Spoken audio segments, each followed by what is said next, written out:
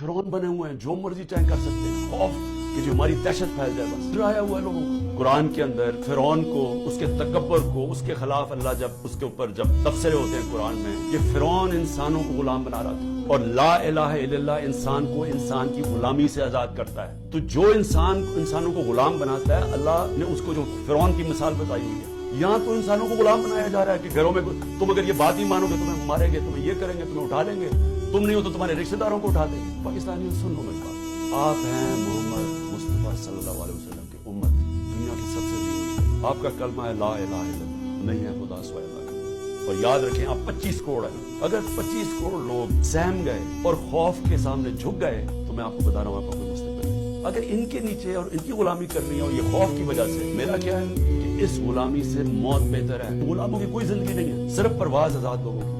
और कुरान की आयत है कि जो लोग ईमान ले आए, खौफ